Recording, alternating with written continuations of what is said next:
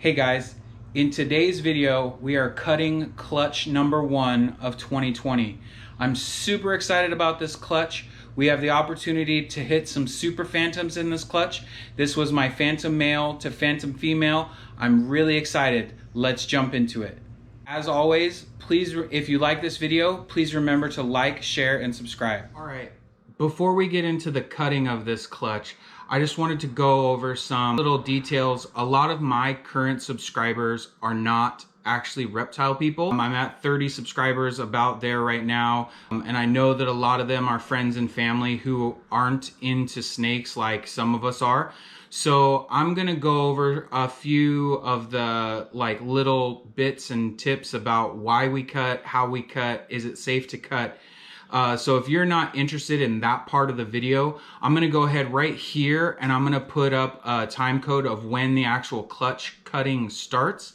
So if you would like to skip all of this, feel free to just fast forward to right here. For those of you that are still here who want to understand about snake egg cutting and why we do it, is it safe to do it, this part's for you. First, I want to talk about, is cutting snake eggs safe? A lot of people will think about like chicken eggs or like butterflies in a chrysalis, and they're like, well, if you help them, it's actually not good for the animal.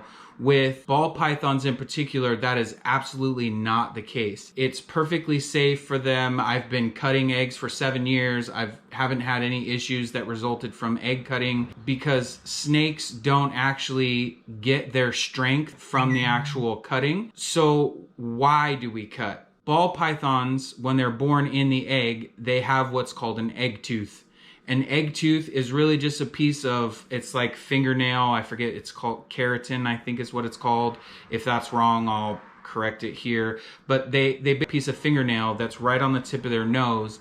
And the way that they get out of their egg is by rubbing that egg tooth back and forth across the egg. In the industry, we've used the term pipping. They've pipped the egg, meaning they've come out. The reason that a lot of ball python keepers cut eggs is because that egg tooth is just like a fingernail, and you can break your fingernail off. If that egg tooth breaks off of the snake, they are now unable to get out of that egg and they can drown in the yolk. That's why we cut eggs, because it's for the health and safety of the animal.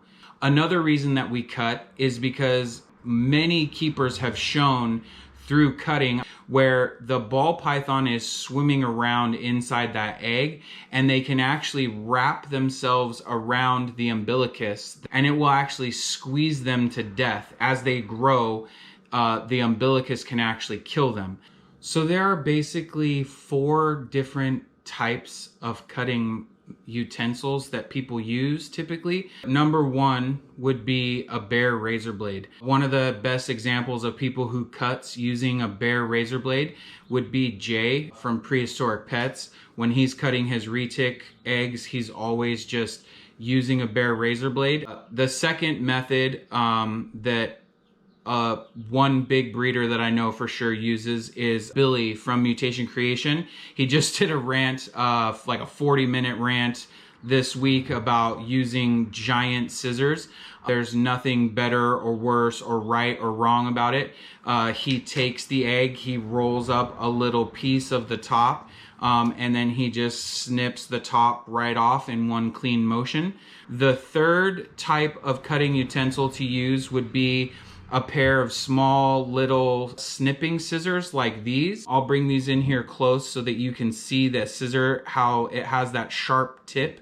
So the fourth type of cutting instrument, the one that I personally use, I have a pair of rounded off scissors that I use. I'll bring these up in close so that you can see. So unlike the other scissors where the tip is sharp, these are rounded. So now let's get into the how you cut. Is to cut a little notch into the egg and then put the scissors inside and cut along the egg like it's a piece of paper. The one caution that I saw when I first started learning how to do it is when you put the scissors into the inside of the egg is to physically lift up with the front pointed edge that's underneath of the scissor, and then cut along that way. And that just makes sure that there's no possible way that the baby can get any part of its body in between the scissors and the front of the egg.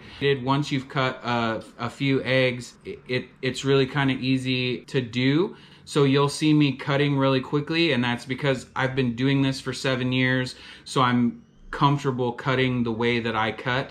If I was to switch over to a pair of giant scissors like what Billy from Mutation Creation uses, I would be hesitant because I haven't done it. If I was to switch over to trying to use a razor blade the way that Jay from Prehistoric Pets does it, I would be terrified. Nothing wrong with any of these methods. There's also nothing wrong with letting the snake pip naturally itself and just come out by itself. My personal suggestion, if you're going to allow the snakes to come out naturally by themselves, is I would suggest that you look at the eggs when you see that a majority of them have pipped.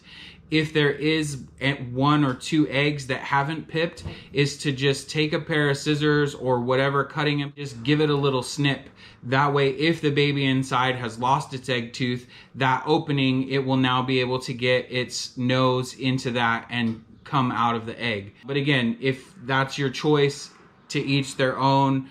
I personally cut. It's both for the health and safety of the animal, and another part that I didn't mention is that it's because I'm impatient and I really am excited to see what's in these eggs.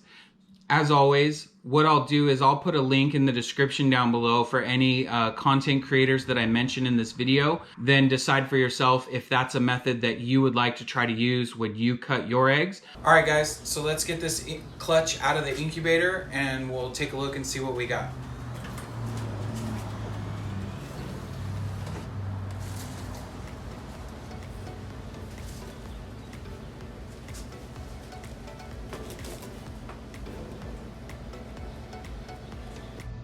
All right, so let's pull the lid off of here and see what we've got going on. Oh, we already have a few little pippers. So we're gonna pull this saran wrap off of here. So we'll start with the eggs that I can see that already have pipped. We'll take a peek and see what we've got. His head is stuck, so we're gonna pull this apart. So when their head gets stuck like this, it's not a big deal. That's the beauty of these rounded scissors, is that as I go in here, I'm not actually risking cutting him, and I can just cut a little bit of a slit, and then he can get his head back inside. So like I said in that other video, the scissors go in, pull up, and cut along the top of the egg. Spin it around, and I can already tell you right now, just from seeing his back float by, that this is a phantom.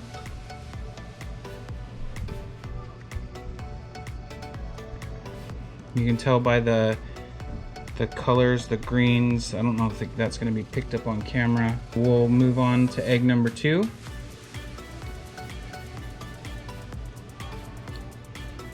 As you can see, it's all cut up here.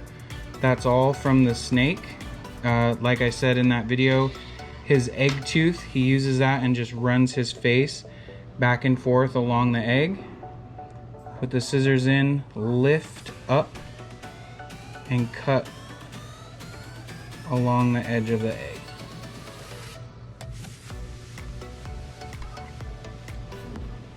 This looks like it's a normal.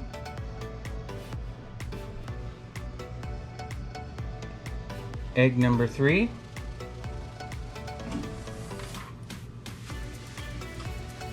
Again, this one's already pipped. Little slit on its own. That lets you know that the eggs are ready.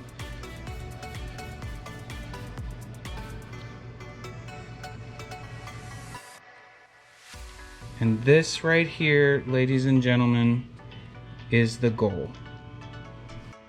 Number 3 is exactly what we were hoping for. This is our super phantom.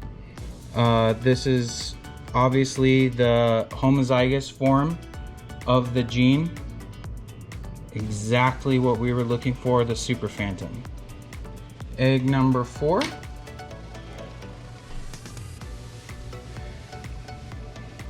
So when an egg hasn't pipped, what I'm gonna do is, like I said, I'm gonna make a little pinch to make sure there's no snake pieces in here. I'm gonna make a tiny little incision and then slide the scissors in, lift up on the egg, and cut along the top. You may see a little bit of blood, and that's okay. Those are the veins that are connected inside of the egg that help the snake while it's in there to be able to breathe and absorb moisture. Looks like we have another phantom. Moving on to egg number 5.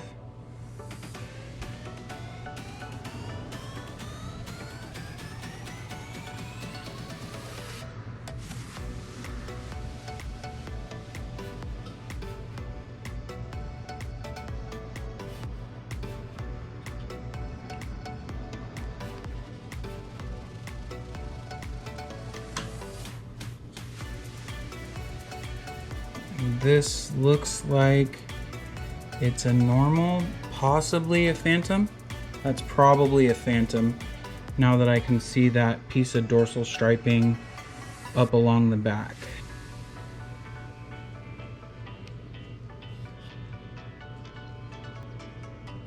Next egg has some coconut husk stuck to the bottom of it.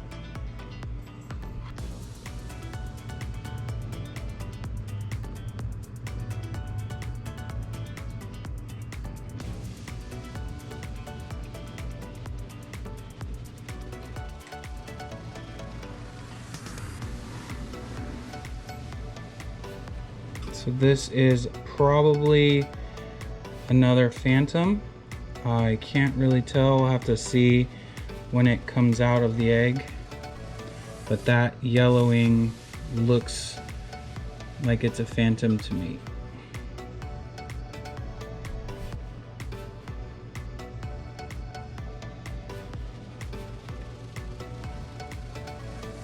Next egg.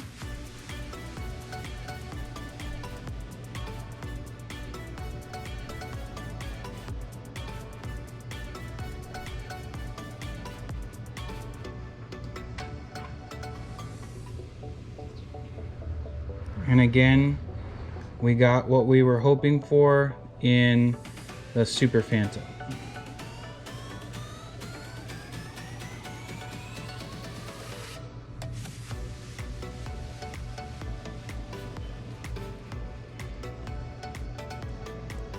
Next egg.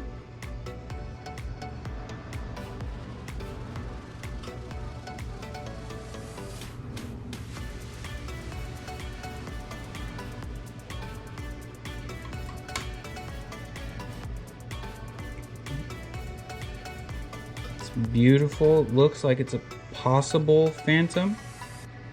And again, that little blood that you're seeing in there is not from the snake. It's from the veins along the outside of the shell up here. And the snake is not hurt at all in any way.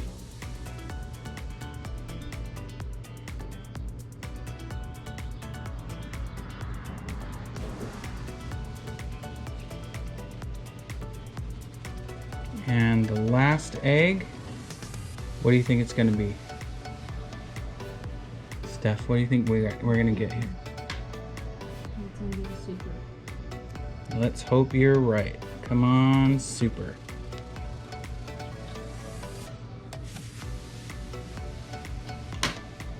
It is not a super. It does look like it's possibly a phantom. I'll have to wait until they come out of the egg and we'll give them all a peek. So one of the next videos will be an update video once they've all come out of the egg. But it looks like I may have only ended up with one normal, maybe two, but again, I'll have to see what they all look like. So yeah, it looks like we had some pretty okay odds in this clutch. We got 2 super phantoms, several phantoms, and it looks like 1 or 2 potential normals out of a 9-egg clutch. So we don't pull the snakes out of the egg. We allow them to come out on their own. So I will do an update video once they've come out and shed, and we'll see what we actually ended up with ratios wise. But yeah, super excited. At least 2 super phantoms, so couldn't be happier. As always, if you guys like this video, please don't forget to like, share, and subscribe. It really means a lot to me that you guys are here watching this, and I'm super excited to share this hobby with you. I did not like that one at all. Yeah? Okay. I was like, I hated it. I love it. Okay, we're keeping it.